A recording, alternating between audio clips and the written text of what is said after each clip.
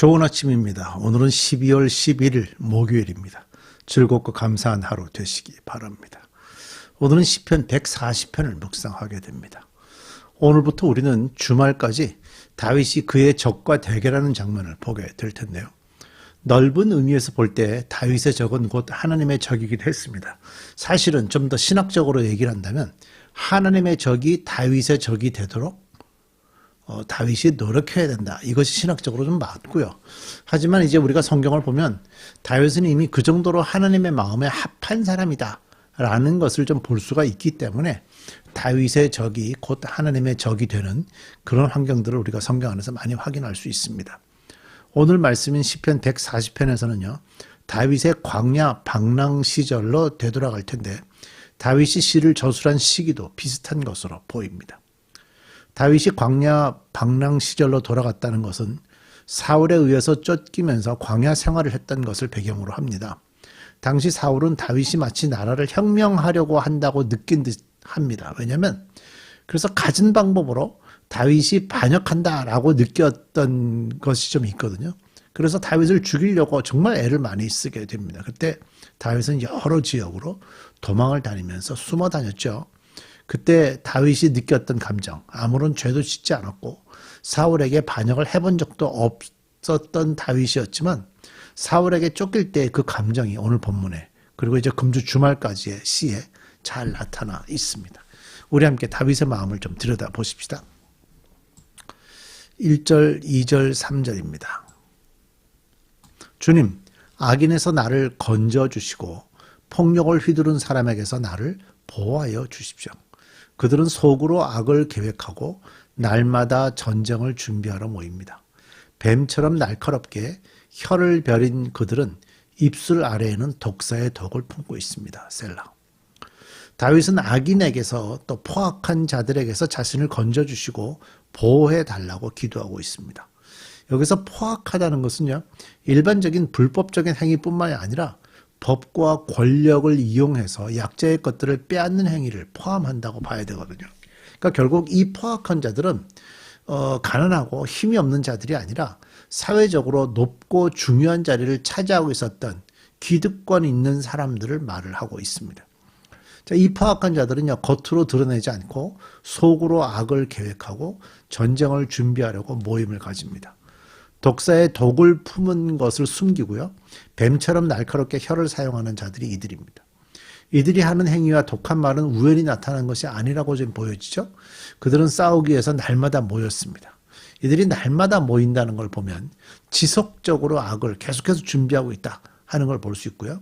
그들은 말로 공격합니다.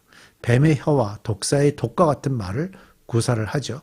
이 독이 있다는 말은 무슨 의미가 있습니까? 악의적인 마음을 가지고 있다는 말입니다. 그러니까 이 저주, 조롱, 비난의 말들을 쏟아내는 그 독사의 독처럼 치명적인 상처를 입히는 그런 말들을 쏟아낸다는데 말은 어디서 나오죠? 마음에서 나오잖아요.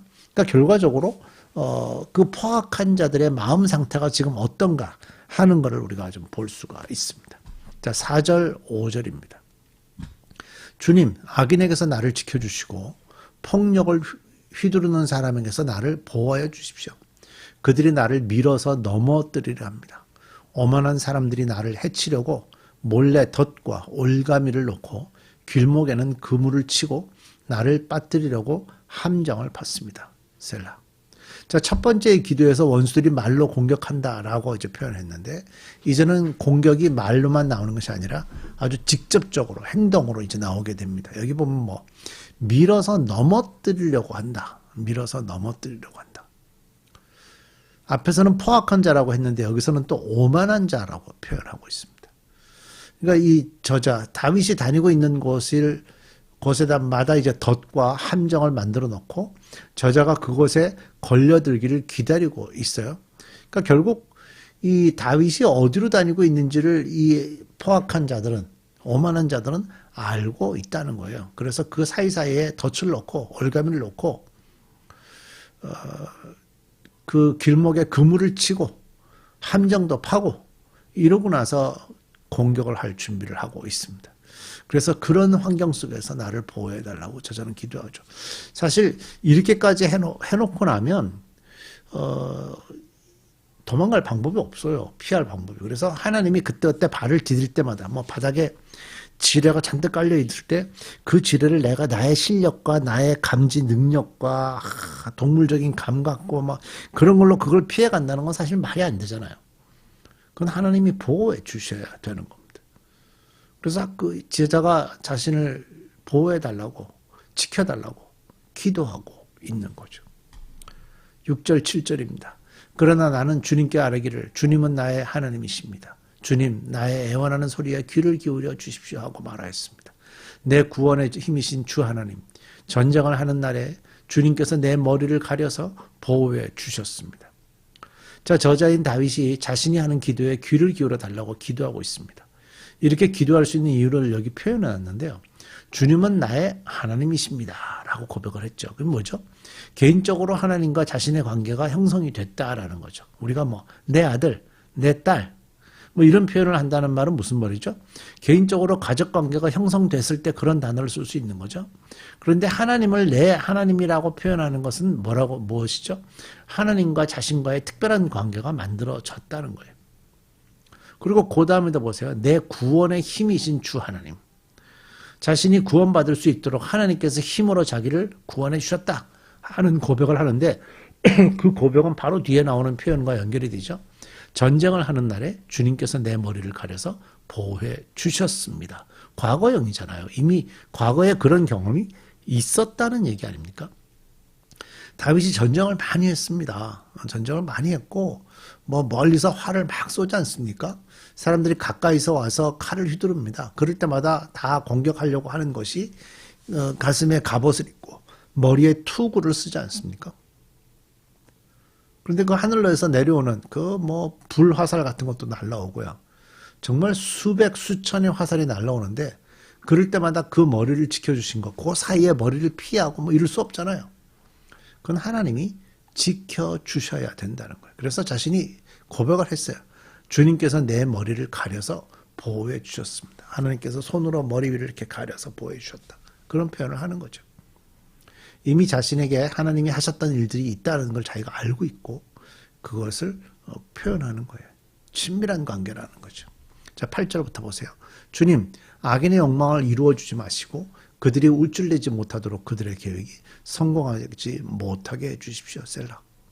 악인의 욕망, 그것도 악인의 소원에 응답하지 말라는데 악인의 소원은 뭐예요? 지금 다윗을 죽이려고 하는 음모죠.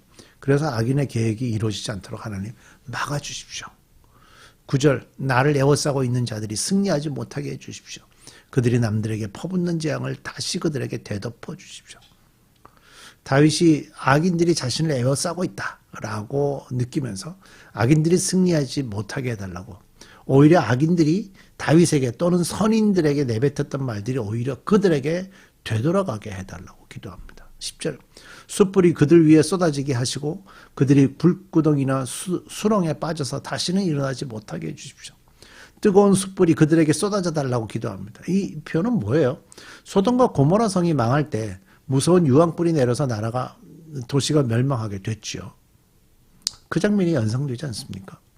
위로부터 뜨거운 불이 쏟아져서 땅 아래 지옥의 불구덩이까지 빠져 다시는 회복하지 못하게 해달라고 기도하고 있습니다. 11절, 혀를 올려 남을 모함하는 사람은 세상에서 다시는 버티지 못하게 해주십시오.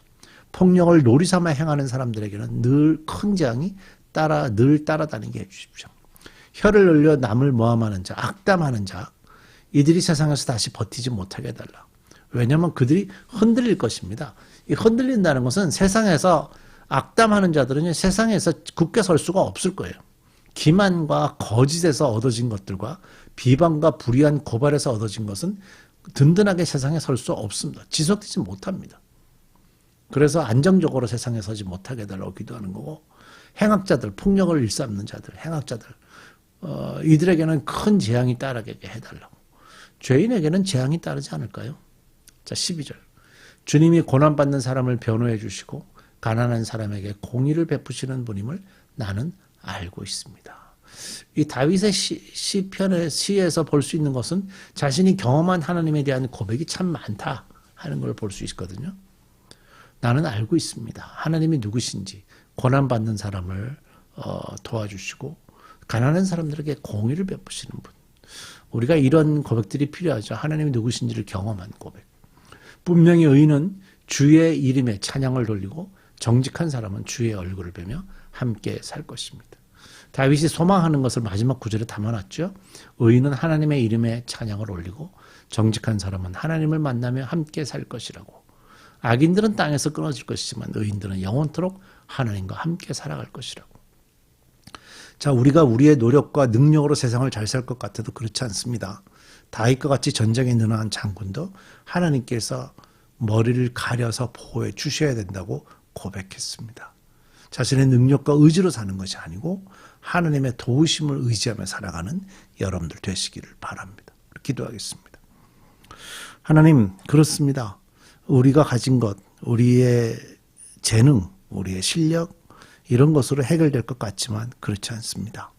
하나님의 돌보심이 없이 살 수 없음을 이 시간 고백하오니 우리도 다윗과 같이 하나님께 기도하면서 하나님의 도우심을 소망하는 믿음의 사람으로 살아가게 주옵소서.